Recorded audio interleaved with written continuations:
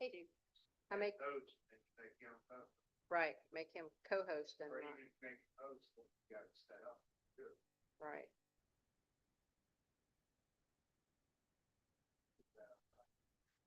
There we go.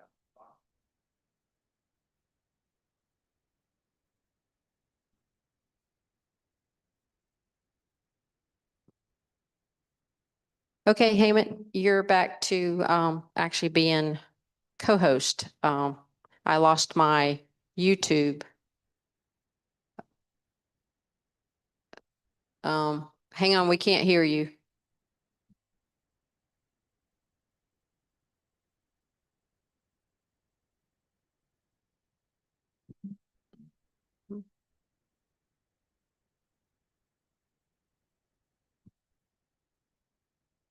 Okay, there's CJ and John.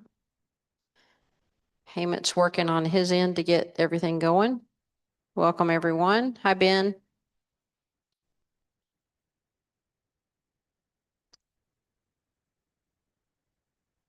Can't hear you, Hemant.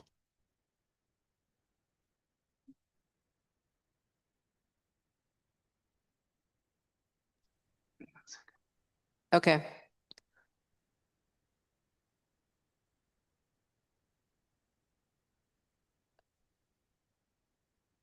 Okay, can you hear me now? Yes, there we go. Okay, can Okay. everyone hear Heyman okay? All right, Good. Tara's And giving you- us the thumbs up. Good deal.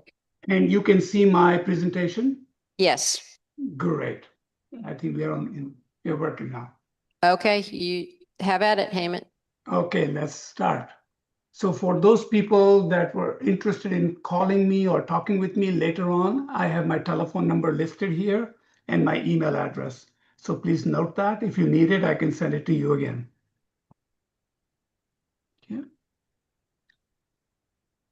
Okay. All right, let's go. So let's do some prostration. Oops. Okay, let's do some prostrations. Okay.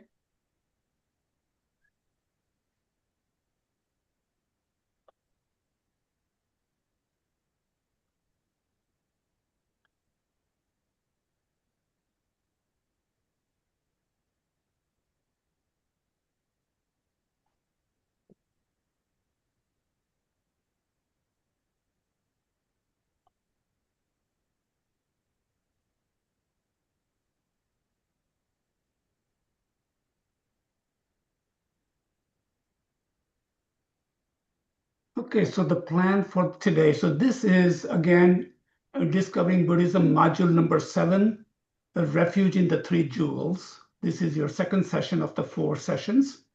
I'll go through some review from the last class quickly, so at least you catch up in case you missed something, but just so we can just move forward with that. So anyways, for today, we're going to start with a little meditation and motivation, just like we normally do. We'll take a look at that refuge prayer. We'll take a look at the required reading, and then I'll do a quick recap, okay? And then we'll go on to the new topic, how refuge actually protects us, the objects of refuge, a little more deeper dive in it, 4 reasons why Buddha is a reliable refuge. We'll talk a little bit about that. We'll end with a nice meditation, and then we'll dedicate, okay? And again, in case it becomes lengthy, I'm aware it's in the evening. A lot of people are tired. So if it gets a little too lengthy, we'll cut short and catch up the next time. But hopefully we'll be able to cover most of it, okay? So with that in mind, let's get ourselves in a position, meditation position. If you're sitting in a chair or in a sofa, just make sure your back is slightly straight, okay? So you're not totally leaning backwards. It just helps a little bit. It helps the meditation to work better when your back is a little straight. And then typically, if you're sitting on a floor, then you want to keep not only your back straight, but your legs are folded. If you're sitting in a chair, your both feet are on the floor, arms are relaxed away from your chest, and then your right hand over your left hand, and the thumbs are touching. Your head is slightly tilted forward. Okay, and your jaw and mouth are relaxed. your teeth slightly apart. Okay, your tongue is touching the top of the palate, and your eyes are either slightly closed or slightly open, not completely shut. Now, some people like it, so that's okay. So now, Your slides are not showing. okay, my slides are not showing. It's showing. Okay, so relax and scan your body now. And what I want you to do is take deep breath. And just focus on the breath. One second. Patty, it's echoing.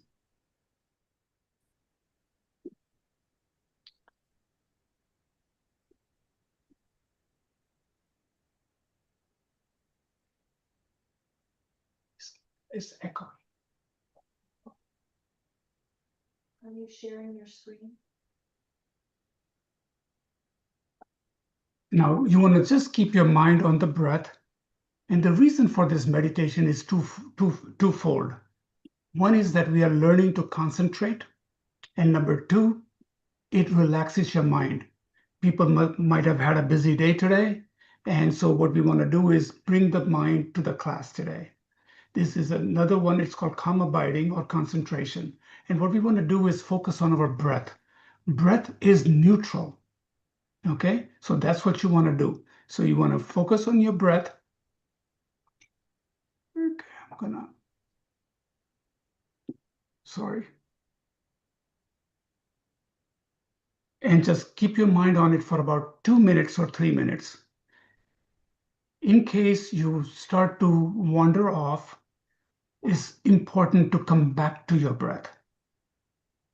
Okay, just remind yourself not to get into the story, and you just want to come back to your breath. So let's do that for about a minute or two.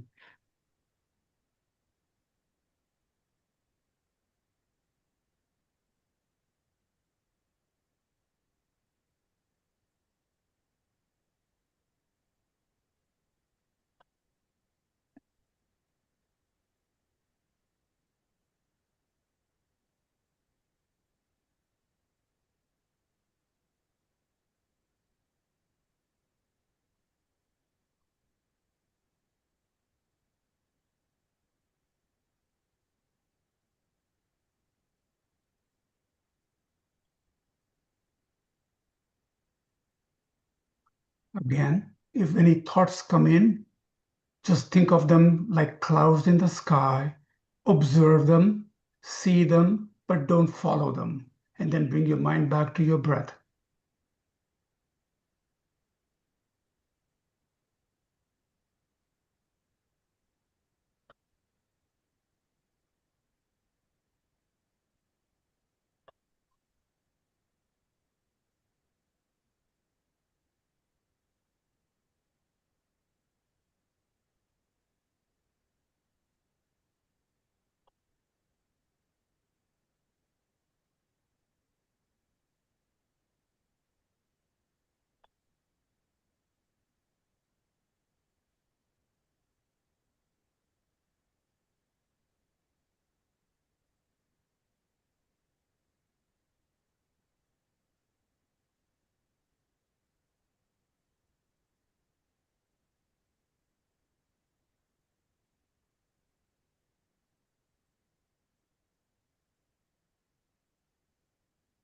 And so now that our mind is slightly calmer, let's set the motivation. This is very important in our teachings. When you set the intention, you want to drive your mind towards that. That's why we set the intention. Just think of it. Without intention, we don't do anything, right? So we need to set an intention so we can really listen to the Dharma teachings today. So the motivation today, to make this time as effective as possible for ourselves and others. It depends on generating a sincere and strong motivation. So let this motivation, our intention, become the cause, not just for some temporary benefit in this life, but of happiness in our future existences. And having this motivation makes the action of listening to Dharma an action that brings happiness in the future. So, this comes about from having the wish to practice the teachings, not just for some purpose in this life, but to benefit our future existences. And on the basis of this basic motivation, we generate as much as we can the bodhicitta, thought that arises by thinking about the feeling, the suffering of others.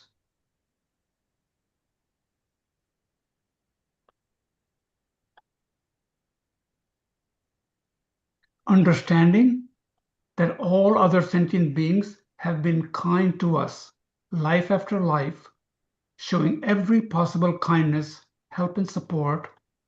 And although I am an ordinary being, I do have a Buddha nature. I have this Buddha potential. And right now, I have this precious human rebirth, which means I have the optimum conditions to develop my Buddha nature. The more we develop our mind and make progress towards our enlightened state, the more we are in a position to benefit all sentient beings. And why?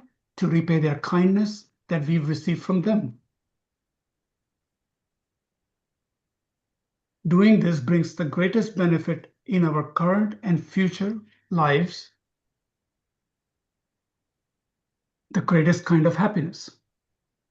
So rather than just wishing to be free of our own suffering, we can generate the courageous mind that develops the qualities that allows us to free everyone. And the only way to do that is to transform our mind, to follow the graduated path to enlightenment. And for us to succeed, we need to understand the path very well. This arises from hearing and studying the path, as we are doing here today. Okay, so bring your mind to the class now. Thank you so much. So I had requested last time that even at least when you can get a chance on a daily basis, take 2 or 3 minutes and take a refuge, recite this refuge prayer.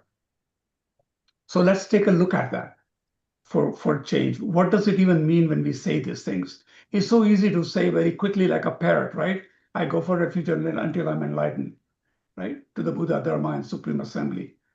So we say this every class in the beginning of any practice. Geshe-la does it. So let's just quickly take a look at it. So you are taking a refuge until I am enlightened.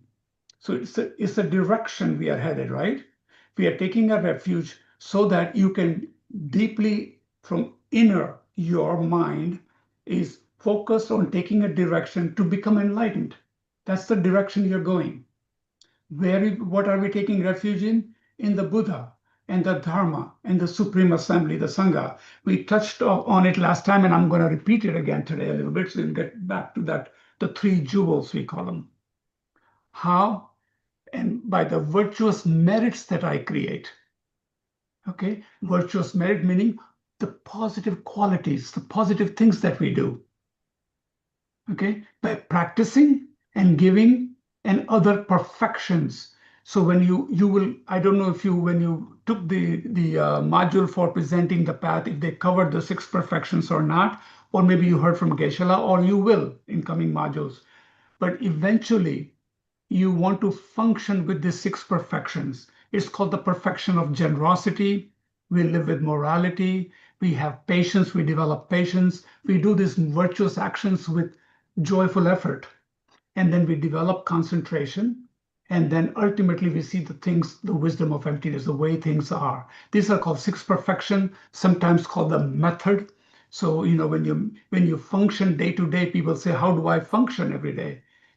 So those are the teachings that we have, and we'll cover that at some point. So by practicing of giving, generosity, and other perfections, as I mentioned, may I attain the state of Buddha. let me become the Buddha in order to benefit sentient beings. Okay, so you can see the entire Lambrim, in a sense, in a short, is there in this refuge pair. This is what you're taking refuge in. Okay, so it's good to, we've been talking about refuge. I thought it was good to just kind of go through that a little bit. So why is it also important? It's a formal vow, right? When you take refuge, you're taking a formal vow to follow a Buddhist path, providing hope, protection, guidance, and by relying on Buddha, Dharma, and Sangha, it symbolizes the commitment to inner development, right? As I was just talking about it, it is not just outwards. In outwards, you can say Buddha, Dharma, and Sangha, but it is really about changing your own mind. The happiness, the suffering comes from your own mind. So that's what we are changing. So it's inner development and the aspiration to become to Buddhahood. Okay, and why? To benefit others. So it marks a transition into more dedicated practice, right? Because if you think about it, when until you read books and we do a couple of prayers, we attend few sessions, but when you take refuge, you are saying, I dedicate my time and my direction towards this. So I'm more committed. So it's an entrance to the path, basically. Okay, so that's that prayer. So for the reading, I had asked that you read this Seeking an Inner Refuge by His Holiness Dalai Lama. If you haven't, please read it. It's only 3 pages. It is excellent. It's really good. It puts the whole picture in like 3 pages. So take your time to read that. And for the next class, either read the last one called Refuge by Lama Thupten Yese or the Teachings on Refuge by Lama Thupten Yese. Either one of them, okay? That's just wonderful reading. It will really support the teachings of the class. And there's some other readings if you want to. Liberation in Palm of Your Hand, you can go to page 394 in the blue one. And if you don't know, for some people, you might not know, Liberation in Palm of Your Hand looks like that for me. Pabonka Rinpoche does a great job. So, and continue to really think about what is refuge other than just a ceremony and that you can label yourself a Buddhist. It's way more deeper than that, right? So think about that for a second. Any questions on readings, material or so far?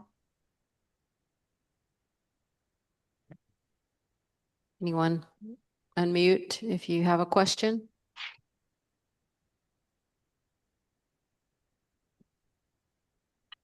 Okay. So let's do a quick recap from last class, okay? This is again to link.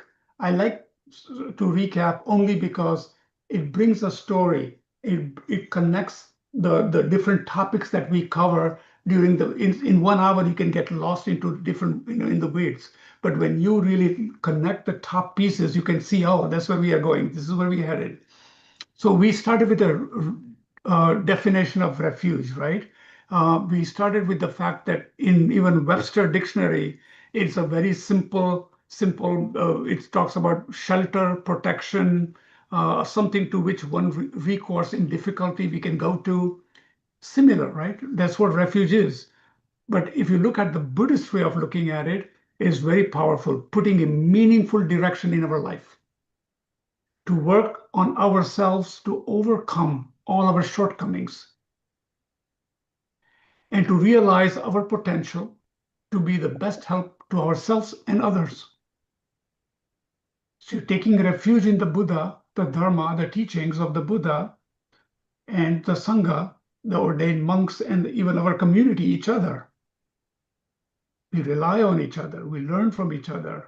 That's where we're going. Why? Because we are making an inner commitment to change our life, to go forward with positive qualities. So it is an entrance to the path. Basically, it's more of a commitment, right? A personal commitment. And you're taking this path for your own liberation and enlightenment. So, and we talked about that we've been taking refuges all our life. When we were children, we went to our mothers, then our mother did a certain amount of work, but at some point, mother could not help us, so we went to friends. We rely on food. We rely on so many things in our life, friends, and so many things. People go to alcohol, drugs, all kind of reliances to escape from suffering of some kind. But we find out at the end that those suffering, those refuges are temporary and are not permanently relieving us of the suffering that we go through in life, especially the birth, the sickness, the old age, the complications of life. They're temporary. They can give you maybe some support, but not long term.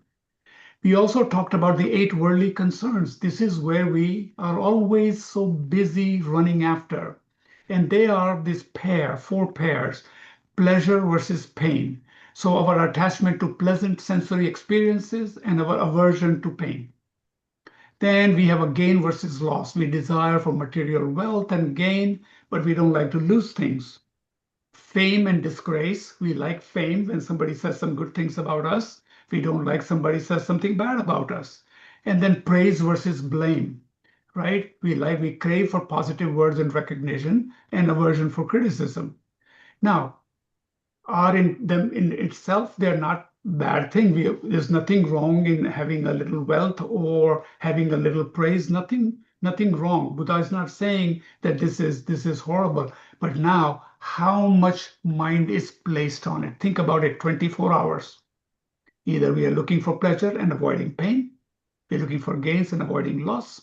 We're looking for fame and not disgrace. Reputation is very important. And praise versus blame. And we put our focus, our mind onto that, thinking it will bring us happiness all the time.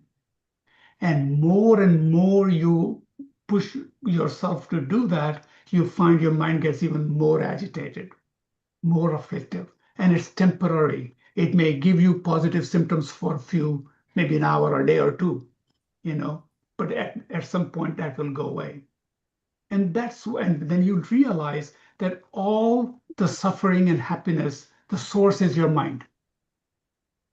It's amazing how this mind can change from being really down to really happy, from really happy to really down, And so it's all in our mind, right? So it's good to know that there are causes for our suffering. The root cause lie within our own mind. Poor habits, seeds, tendencies. And if you go back to your karma classes, you will know that there are causes and effect. We've been feeding that non-virtuous thoughts with extreme exaggerated attachment and aversion and so forth, creating this me, I like this, I don't like that. And when you get it, you feel good. When you don't get it, you get mad. So this goes on in our life, and this causes us to bring on more karma per se. So that's what we are chasing after. So what we decide to do is, okay, I need to change that, something that can bring me long-term happiness, something that takes me away from this suffering of aging and sickness and death. And so we need to make a radical change. And then we realize when you start studying Buddhism that we have a precious human rebirth. And it's only precious because now you realize you can change. We've been doing this for a long time. These habits, these tendencies, these seeds we've been putting in. And now that you realize this, there's an opportunity to make change. The good thing is things are impermanent, so we can make change. Things are not static, right? So you learn that in impermanence and death and impermanence, that we can change. So that's important. So then we need a perfect refuge, a path, which then, of course, we've talked about that. And then we realize that we go to the Buddha. A definition of Buddha is a perfect mind, free of all faults and possessing every positive quality. Okay? And then we rely on the teachings and on the Sangha to keep us motivated. So are you with me so far? Okay. So the next thing we want to talk about is that no matter what we do, we still have disturbing thoughts because of past lives, because how we see ourselves, we have some ignorance in us, which we will touch in a few minutes, but we have disturbing thought. And So what we need to know is we kind of know that these thoughts have no power on their own. For example, when we did the calm abiding meditation, as soon as your mind calms down and you focus on your breath, that chatter dies a little bit. That itself shows that those thoughts can be eliminated. The thoughts themselves don't have any power. That's how we know in a limited way that we can deal with disturbing thoughts. There is a way out. We can work on it.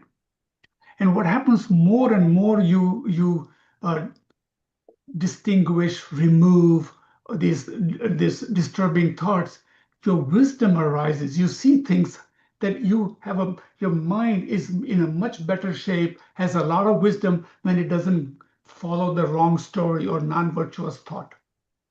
So we develop wisdom, we develop compassion. Even right now, it's very hard for some people to look at this bodhicitta and say, well, I need to take care of me, let alone other people.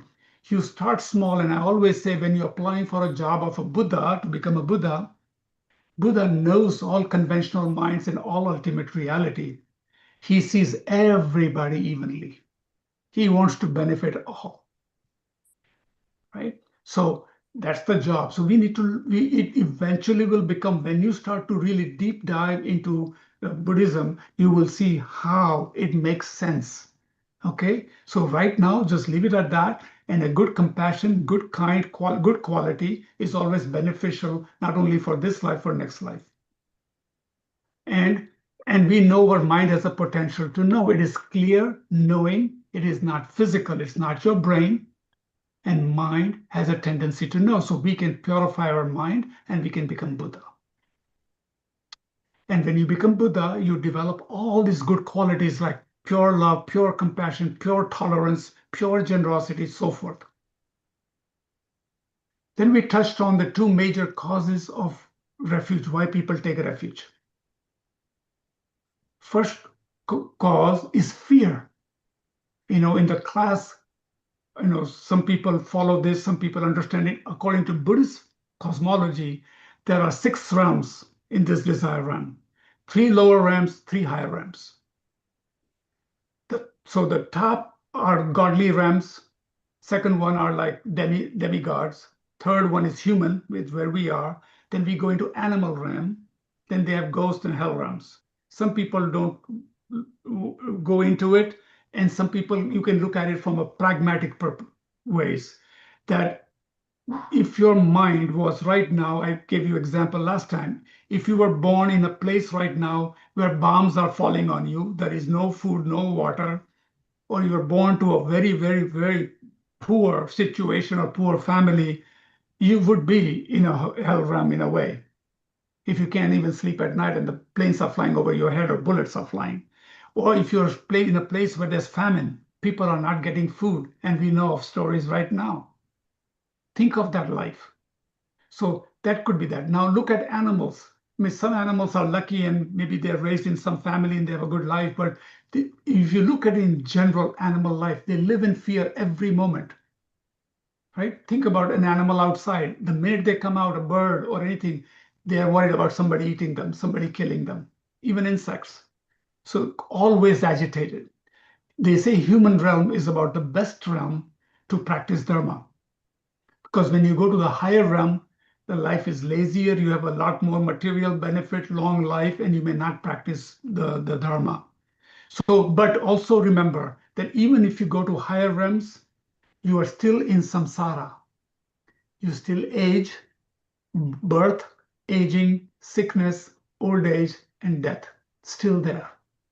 You just cycle through, depending on your karma, up and down, up and down. The goal is to come out of that samsara. And Buddha has a way, has a path. Okay, so that's what we are talking about. And so let's see. So in the end, I would say the most essential teaching, okay, the most essential teaching is the teaching of karma. Okay, the teaching of karma is the most essential teaching. If you think about your life right now, if you do virtuous actions, you're slowly putting good qualities. Your seeds are positive. and you're removing non-virtuous actions. Because we'll touch in a few minutes, about karma a little bit. So any questions on so far? And the 3 levels of refuge I've listed here are the basic, the middle, and the universal. Basic is immediately when you start out understanding refuge, you want to just improve your life. That's the basic. I want to liberate myself. That's me oriented, but still good. The second one is, as I mentioned, in the 6 realms. You think I'm going to go to higher realm because I'll have more luxury. But guess what? That merit runs out and you're back to the cycle again. So that's the middle level. And the third level is the universal. I want to become a Buddha. I want to change my direction. I want to develop my potential to become Buddha to benefit others. That's universal. So that's the highest level of taking refuge. Okay? That's called the ultimate refuge. And you take teachings from the Dharma teachings. And most essential is karma. And again, it's a moment to moment. Nothing is going to pour in your mind immediately, and you have to contemplate, you have to work at it, but every single day, slowly and steadily, when you're committed and you've taken refuge and you have a commitment, you will see your life change. Okay, so that was the recap of the last class. So let's get into this class today. Any questions before we move forward?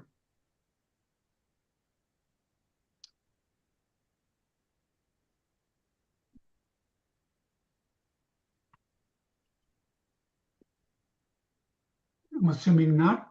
Okay. So let's go today. How does refuge protect us?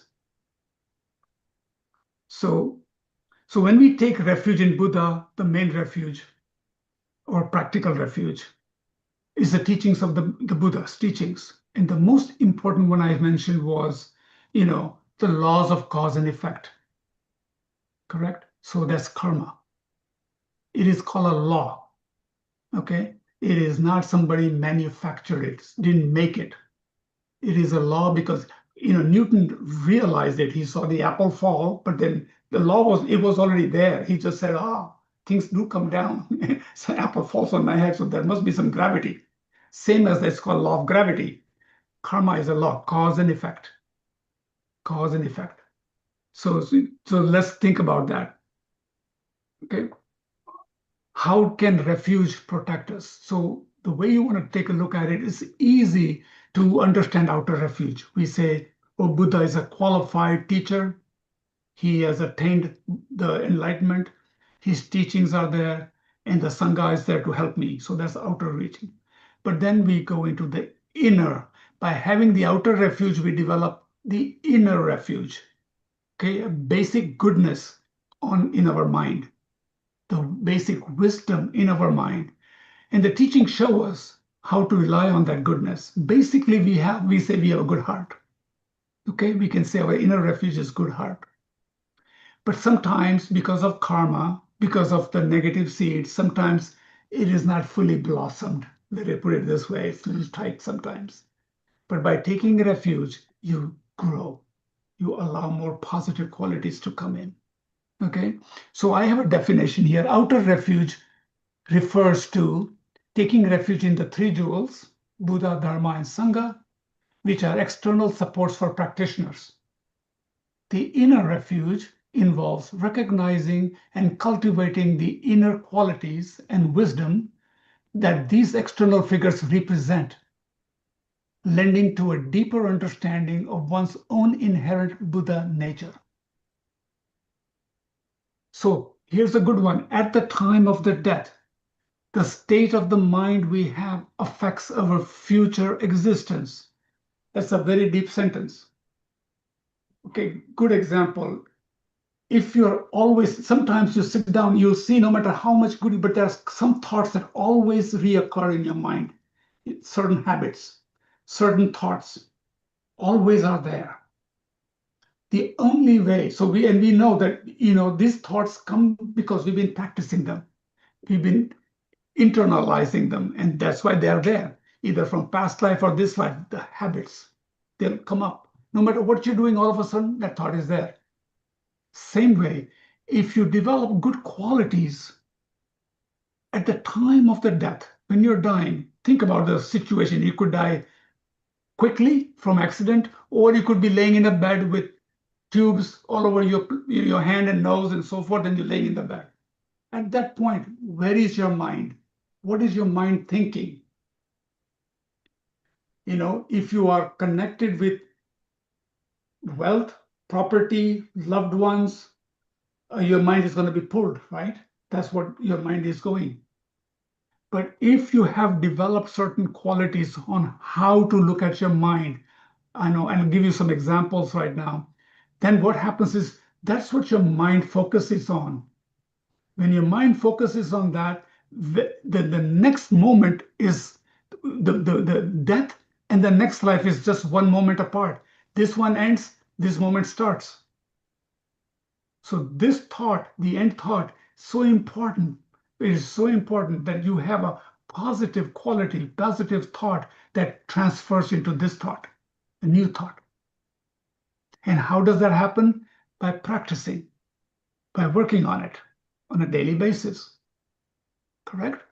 So the next life is just a moment after the last moment of life. The last conscious thought we have in this life is incredibly important because it helps determine what our next life will be like. So it's emphasized in the laws of cause and effect. So for example, these are negative karmas because we've been attached to this solid I, strongly exaggerated view of I. We get angry quickly because I does not get what it wants. We follow afflictive desires because it wants pleasure too much. Strong attachment, exaggerated attachment, a little bit of arrogance or pride, some jealousy. This is our makeup. We do have good qualities also, but generally speaking, when we are chasing those 8 worldly concerns, this is very easy for these thoughts to come up. And for the karma to really work, 4 factors are required. Do you remember from your last class? You have to have a motivation to do something. There has to be an object, something to think about, something to look at. If I'm hurting something, there's a little insect, I have a motivation to hurt it, then I do the action, and when I rejoice in that action, that karma is complete. I have 4 things that are going on. It also works for good things, right? So if you have a motivation, an object, then we act out our motivation towards that object, and in the end, we have a completion of that activity and we are happy. So now if you're listening to the Dharma, if you are taking refuge sincerely, we have an object. Okay? You have a bodhicitta motivation. Every time we start a class, we do a beautiful motivation. Our intentions are set with a bodhicitta mind. So we have an intention, we have an object, an undistracted mind, and we're looking for to improve our quality. We listen to the teaching, so that's the object for you. We feel good inside. Okay, so now it's in your mind, and we dedicate at the end of the teaching. So all 4 factors are created. So what is the end result? It becomes very powerful and a complete karma. Think about it. We always talk about suffering and negative, but think about the positive. Okay? It's easy to get angry and this and that because of so many things that we have in our lives and past lives, but we can also create positive karma. What does that show you? We can change. Okay? That's the beautiful thing about this taking refuge. And the lamas emphasize this, generating right motivation at the beginning and then dedicating the merit at the end is extremely important. Intention setting and then giving it direction, it takes you to the next step. That's why we set the motivation. When we finish it, we dedicate. Okay, giving it direction. So I must explain to you, we talk about bodhicitta all the time. What is bodhicitta? So I wrote down the Lama Yeshe Archives has a glossary. And so I made sure that I write it down so we at least understand for purposes of this class. A bodhicitta is an aspiration to achieve enlightenment for the benefit of all sentient beings. It embodies compassion and a desire to alleviate the suffering of others while striving for one's own awakening. So you're trying to liberate yourself, you're trying to be awakened to become a Buddha, your potential to become a Buddha, and making sure that you have compassion towards all. That's the mind of a Buddha. And that's what we are developing. You start slowly, but that's where we are heading. So when you hear the word bodhicitta, it's very important to have this aspiration of bodhicitta motivation. Okay. So again, I cannot emphasize enough to say take refuge every single day. If you are serious, if you're just sitting here to learn, intellectualize it, no problem. It's great learning. You can see what Buddhist views are. But if you sincerely want to radically change your mind to a positive so that you can have better rebirth and future, that you consider taking deep refuge, inner refuge on a daily basis. And if you haven't taken the outer refuge with the ceremony and all that, you may want to consider it if you seriously want to take this path. And remember again, at the time of the death, the thought of the refuge, thinking of the triple gem, Buddha, Dharma, and Sangha, or of Buddha, or of the Dharma, or of the Sangha, with a sincere faith in their quality, prevents us from having lower rebirth if it is sincere. Lama Zopa Rinpoche says very clearly in his readings, he says, at the death, if you think, even if you recall an ordinary monk or a nun or your teacher or guru with admiration and faith in what they represent, their vows they have, and so on, you cannot fall into lower realms. Because the mind is a thought, that immediate thought, even a virtuous thought, at the end takes you to a better place. So by taking refuge, having inner refuge, we start to avoid creating the causes of lower realms or sufferings of this life in future. We start to create causes for happiness, better rebirths, right? And one even better than what we have now. Let's see, 7:42, we have some time.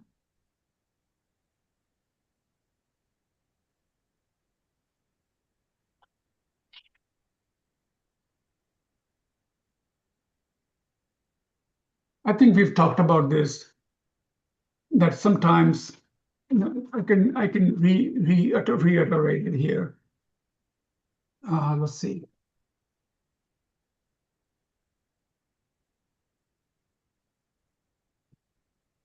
I think my slides are a little messed up here. Sometimes we have wrong views. And what we're talking about wrong views here is self. We exaggerate who we are. It's easy to see that things are dependent arising. We use these words, everything is dependent on something. It is not static. It's not, I always give an example. Take a look at a tree. When you see a tree, it came from a fruit, from a seed. The seed came from a fruit. A fruit came from another tree. It goes on and on. Everything, you look at a table, a cup, or your life, everything there's all these things going on. Even our body, look at our aggregates, right? We have fluids, white cells, red cells, blood, and flesh. Everything requires protein, carbohydrates, hydrogen that comes from the food. Every day they die, every day something is born, but we somehow have focused on this exaggerated imputed exaggerated view that we are this complete package and I am static. You are changing every single day. Your body is changing. A person who is in a little older age, they can very easily remember how they were when they were 30, 40 years old. You can go back when you were 10 years old. You can go back when you were 5 years old, and you see we've changed. Our body changes, our mind changes, our feelings change, our discrimination, our mental formations change, and even the mind. When you get advanced studies, when you will reach a point where you will learn these things, that even our mind changes from moment to moment. Its job is to know. It comprehends, it accepts, but it moves on. The current thought came from a previous thought. That thought came from a previous thought. And the logic says your thought will continue. It will continue on. So even this body goes, that's mere mind continues. That's why karma is important. So good thoughts, good qualities, then move on. Then you get, if there is another life, you get a better life. And you can, even if you don't, you can improve this life because then you will not carry the unnecessary anger and aggravation in your life. You will see life a little differently. So that's called wrong views, that we somehow have an exaggerated view of all how things exist. And you come to realize that they're empty of inherent nature. That's what it is. And the Buddha is more like a perfect doctor, right? Because he's overcome fear, he's skillful, he is able to teach us, and he's gone through it himself. And the word Buddha means awakened state, awakened one. He is awakened to enlightenment, and so he's able to teach us. Of course, we can't meet the Buddha right now, but he's given us the Dharma, which is the perfect medicine. And now this medicine is not something you put away in the closet and take it once in a while. You have to remember the inner refuge. You have to practice. You have to really understand it. But like Geshe-la says, analyze. This is not a, believe it or else. It's not like that. Buddha himself says, check it out. Think about it. Take a topic that doesn't gel with you and try to understand it. Why? And see if your questions are answered. Okay, so then you take that medicine. And then we have the word Arya. Now, I think I have a meaning for that. Give me 1 second. Arya means the noble ones, the noble Sangha. Arya, the word Arya is a Sanskrit word for noble. So think about all the nuns, venerables, the monks. They have taken some vow.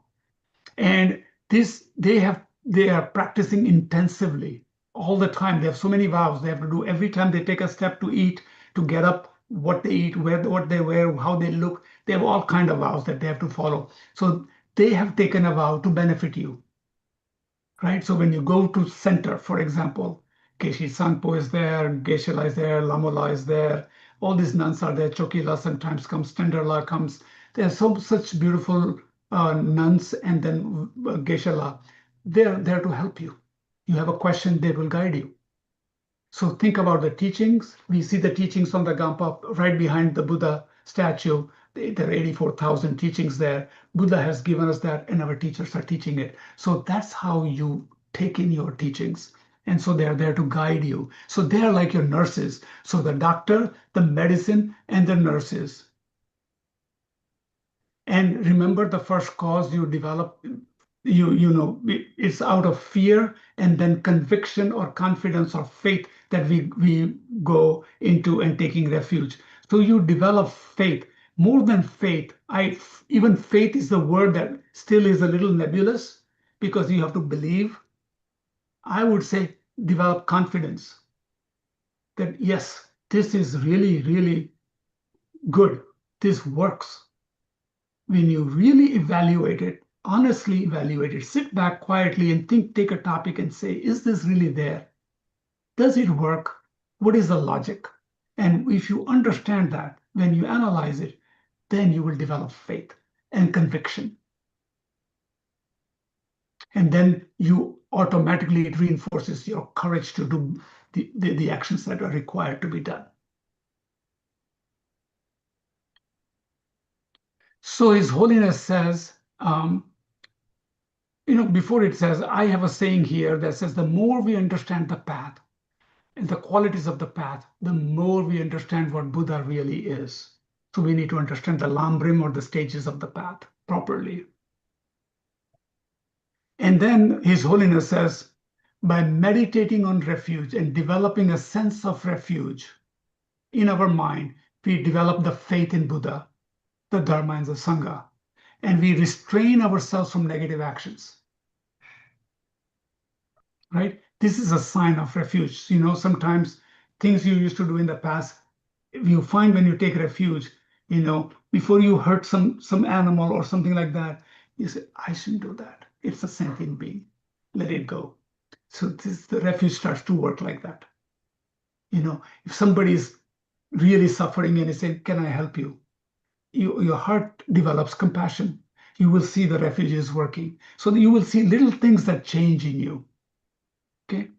But it does take courage to do, for many reasons, it takes courage to apply these antidotes to the non-virtuous actions, right? And we'll take a look at that. So let's take a look at the virtuous actions and the non-virtuous actions. You saw this in karma. So 3 of the body: killing, stealing, sexual misconduct, then speech, lying, speaking harshly, slander, gossip. 3 of the mind: covetousness, ill will, wrong views. So what are the antidotes? You protecting the life of others, not killing. Stealing, give, practice generosity. Sexual misconduct, maintain moral conduct. Lying, speak truth. Okay. Speak harshly, kind words, peaceful politeness. Slander, create harmony. Meaningful talk rather than gossip. Okay. Covetousness, non-attachment, content with what you have. Ill will, anger, love, kindness, and goodwill. And remember, right view. Wrong view is of self, others, that, these things are Buddha, Dharma, Sangha, is not there. Without any cause, if you don't read, if you don't understand, you start to slander it. Think about it, what it's talking about, develop the right view. So that's what it's talking about for karma. I thought it was important. I know this was probably talked about in your karma module, but I thought it was very important to talk about it here because we are talking about changing the non-virtuous actions into the virtuous actions of body, speech, and mind. So the antidotes are more important.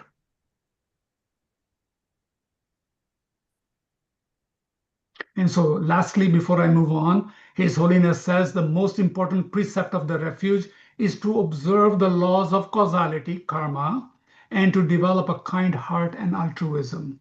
That's what he says. Okay, so let's move forward. Sorry, this slide is a little fuzzy looking. I don't know why, but maybe it's good enough to read. So there's 4 reasons why Buddha is reliable refuge. He is fearless, right? Think of a person who's gone through just about, has perfected every single quality. He is omniscient, omnipresent, knows all conventional minds, knows ultimate truth, and is able to see your conventional mind. So he knows. That mind knows. A Buddha mind knows. So there's no fear for that mind. And when the teaching comes from Buddha, then we can develop the confidence and become fearless.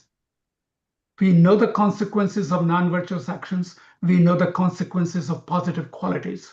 So we develop that quality. He's very skillful in freeing others from danger. It's known that Buddha taught different things to different people based on their level of understanding. And, there's a lot of details on it, which we won't go. But remember, he was very skillful in teaching.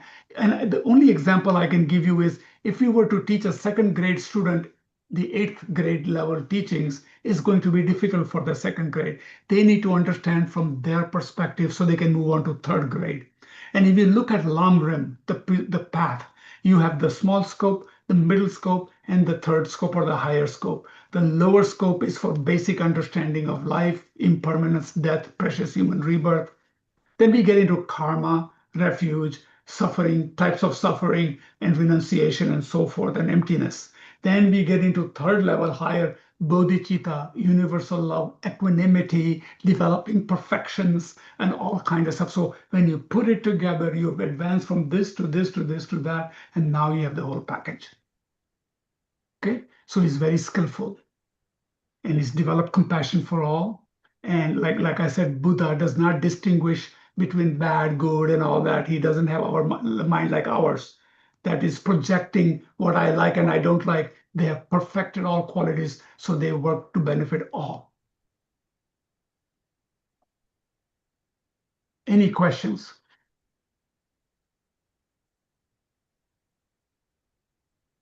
Hemant, I have one. Could you expand a little bit more about the number 2, freeing others from danger? Just in, could you expand on that? Sure.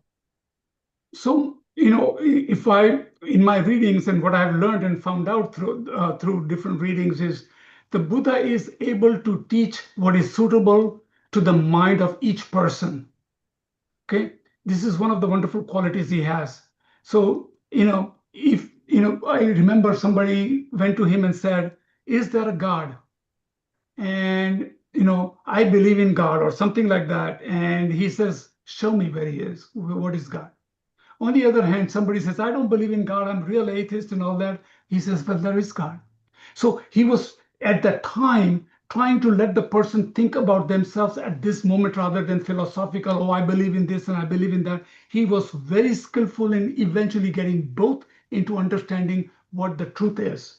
And also, if you look at different schools of understanding, when you get to higher school, for example, there is a school that believes that when we learn emptiness, you will learn about this, that there's one school that says, well, if everything is a molecule and an atom, it comes from smaller parts, then those things exist. So they put their faith on those, that there are some things that are the real, static.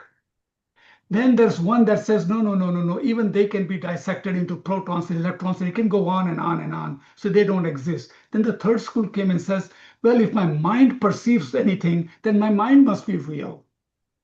So then Buddha taught about no. Then we went into the third Nagarjuna's teachings, and which says even mind is moment to moment to moment changing. So you see, depending on the level of people, so when he taught emptiness, and if you look at Heart Sutra, you will see that there are various level of teachings, and I will give you a good example here. Now I just got it in my head. When we say the mantra, Tayatha, Gate Gate, Paragate, Parasamagate, Bodhisoha, what it means to the basic person, gone, gone, gone beyond, gone way beyond liberated mind. It's talking about your mind that is no longer thinking material things, gone way beyond that, quiet, gone way beyond now. It's completely in a peaceful place and it's liberated from all these negative thoughts. That's the thought. So it's called emptiness. Now, both bodhisattvas look at it even further. This is advanced thinking that Buddha taught. The first word gate, gate, right? So gate means gone. First word is path of accumulation. He's teaching that we look at the world and we realize how things are dependent on each other. How things are dependent, if you just think about it, everything, look at anything, it's dependent on each other. Your body is dependent on food, water. That water is dependent on rain. That's dependent on cloud, sunlight. You can go on. I gave you an example of a tree and a fruit. It comes from something else all the time. A rainbow is dependent on what? Rain, sunlight, right? So it can go on and on and on. Everything is dependent on each other. And so nothing is on its own that just pops out. Otherwise, if it was that static, it would not change. So that's one teaching called path of accumulation. Path of preparation, this mind is trying to understand. Wait, Hemant, I'm still trying to grapple it. I need to understand. I want to prepare so I can see this emptiness directly. So it goes inside the body and finds out, geez, here I was labeling this my hand, my eyes, my nose. This is me. And I'm finding out that when I'm quiet and way inside me, I don't find me in me. That is a label on me. That's an imputed, exaggerated view. Everything is dependent arising, right? Then you find out that I exist functionally with mere mind. That's what moves on. And even that is moving. So I need to create positive moments every moment. So then you realize that. And then you see emptiness. And bodhisattvas go further, even meditating to develop bodhicitta and remove even the minutest cognitive affective emotions. Eventually, they become enlightened, no more learning. So gate gate, paragate, parasamagate, bodhisattva, path of accumulation, path of preparation, path of seeing, path of meditation, and no more learning, becoming Buddha. So you can see, depending on the level of people, you can teach a basic level, just meditate, be calm, and you liberate your mind. Or you can get deeper and become enlightened and go into deeper studies. So I just wanted to give you that he is very skillful at freeing others from danger. In other words, if they're going to fall into some nihilism or some solid staticness, he has a way, teachings available. Through his teachings, he is able to guide you in a proper fashion so that you can reach your ultimate goal of developing your own Buddha mind. I hope I spoke too much, but I don't know if it made sense to you. Yes, it does. Thank you. Okay. So it's getting close. It's 8 o'clock. So let's do some meditation. And then after meditation, a quick dedication, and we'll close the class so we don't hang on too late, okay? Okay, so get in a position again of meditation.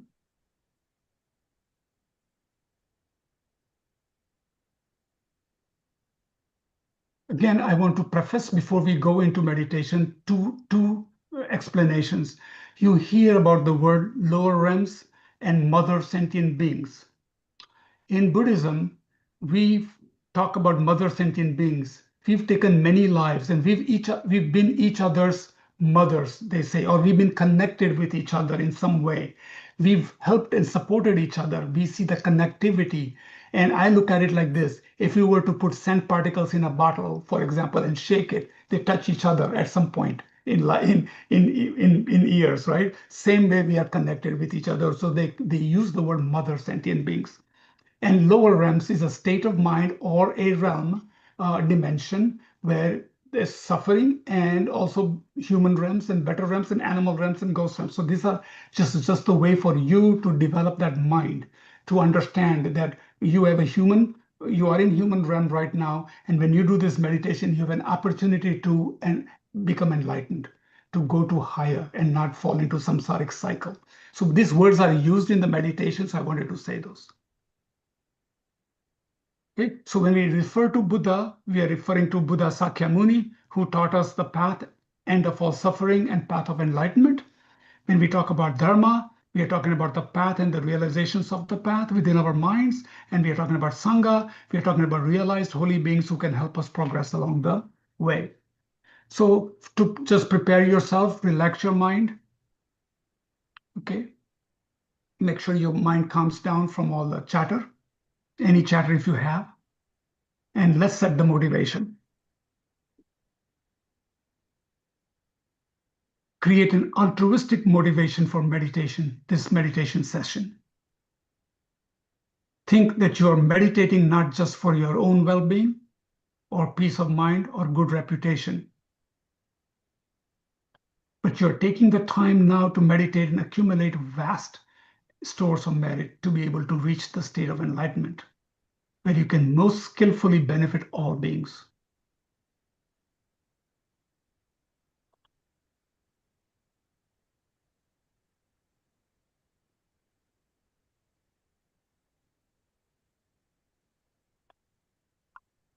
Now, start by contemplating the fears and the dangers of samsara.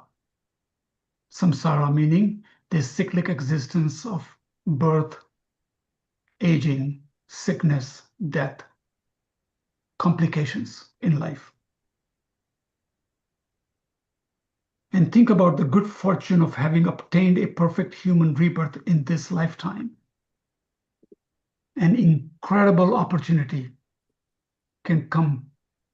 This incredible opportunity can come to end any time when death comes. And there is no guarantee that we will be reborn in a comparable, fortunate circumstances in our next rebirth.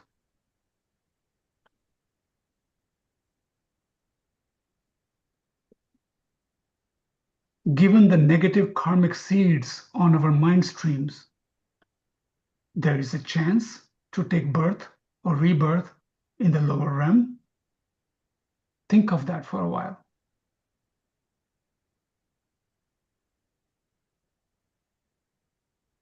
Think of the throwing karma. Think of the thoughts you may have as you are leaving this body, those last thoughts What do you have become? What comes to your mind all the time?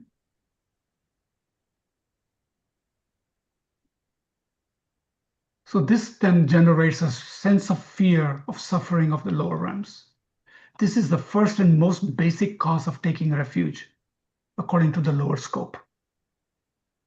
So contemplate the fears and dangers of all of the samsara, not only the realms, but even the higher rebirth realms. Why? Because just contemplate the sufferings of continually cycling amongst the 6 realms without control.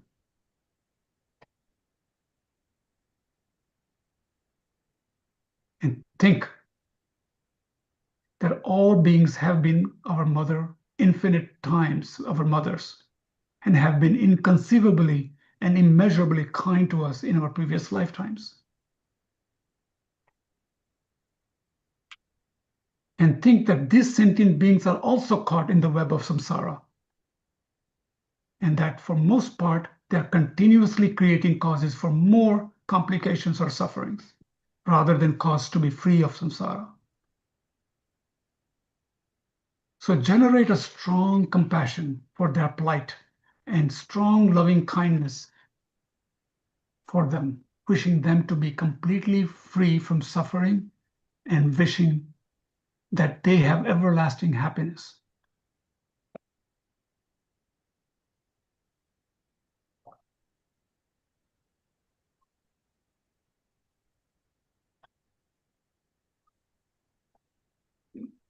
Cultivate a strong determination to gain enlightenment as quickly as possible in order to free them from their suffering and guide them to everlasting happiness of Buddhahood. So this is the cause of taking refuge according to the large scope, the great scope. Now, to become enlightened yourself to benefit others. And now think or contemplate why the 3 jewels are fitting objects of the ultimate refuge, able to liberate us completely and permanently from all our sufferings, rather than acting as a band-aid or temporary fixes for our problems and difficulties.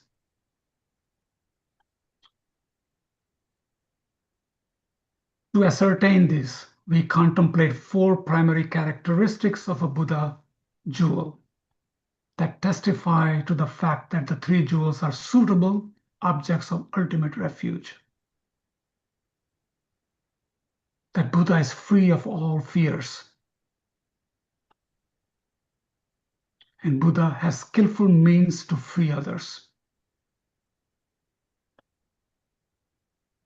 Buddha has a great compassion for all living beings without exception. And Buddha fulfills the aims and acts to help all living beings without exception. That the Buddha is like a doctor diagnosing our illness, the first noble truth of the suffering, and its cause, the second noble truth of cause of suffering.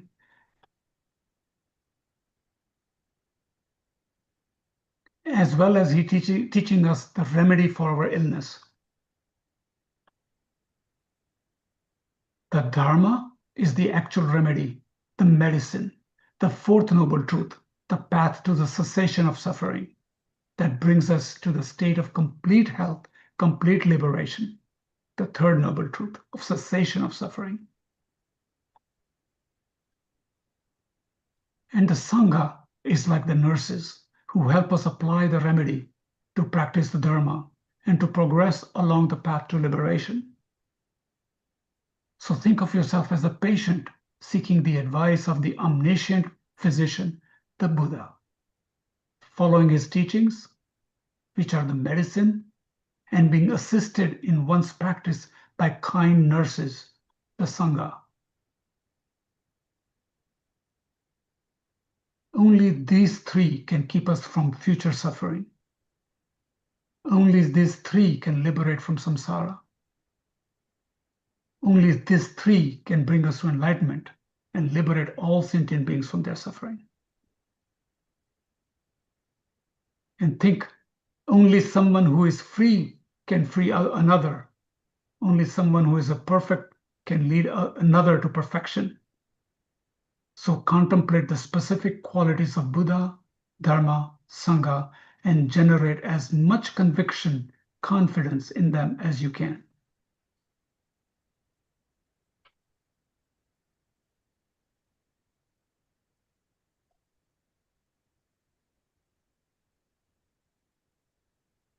And then taking refuge, generating the conviction that the three jewels have the power to protect and liberate us.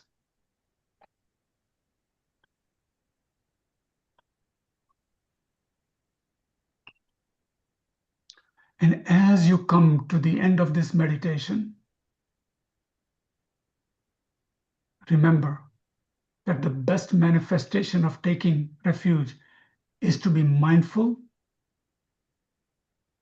and to observe our karma carefully, abandoning non-virtuous actions of body, speech, and mind, and practicing virtue as much as you can.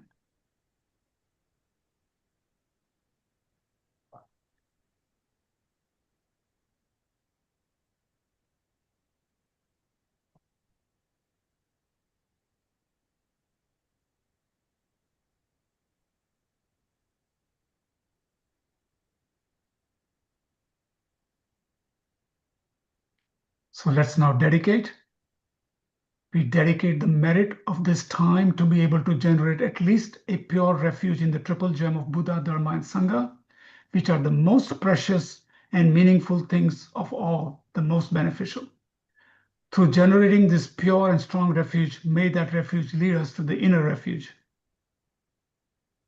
of discovering and experiencing our Buddha nature, and that is able to benefit countless all living beings without exception in the most perfect way.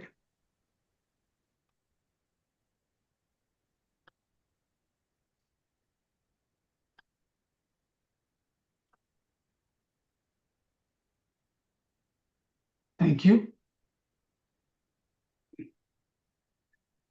So you're beginning to get some sense on what refuge is, right? It's a little more than ceremony and putting a label, I'm a Buddhist. It is really understanding your teachings, your inner self, and remembering you manage your happiness and suffering. And Buddha has given us the path, and we have some wonderful teachers that can benefit us. And so we have not only Buddha, the Dharma, but we also have a great Sangha and a place like Kadampa Center, people like yourselves. And so we have all the tools we need in this precious human rebirth to make that radical change. And so refuge is a little more than just taking one day precept and coming to the place and saying, okay, I'm going to take refuge. You got to take it inside your heart. That is what it's all about, right? So if you have any questions, I'm open now. I said a lot of things today, but I just wanted to make sure you get the key points. Any questions? Anyone here in the Kadampa? No? Anyone online, just unmute yourself.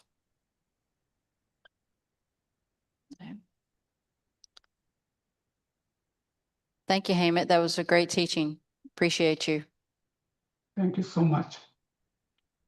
So continue to take refuge. Takes what, less than 15 seconds to say those words, and just think for a minute or two. What is it that you're saying and why are you saying it? If you do that, it will make a big difference in your life. Thank you so much. Have a great evening, and we'll see you next Monday. Yes, same time next week. Yep. Thanks, everyone. Good night.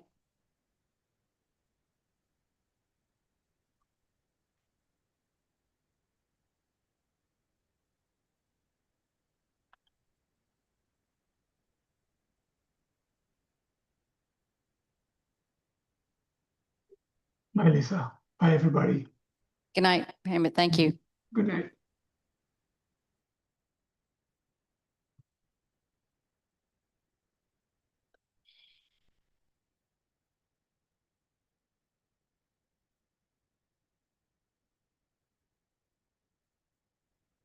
Bye, Brad. Bye, Linda.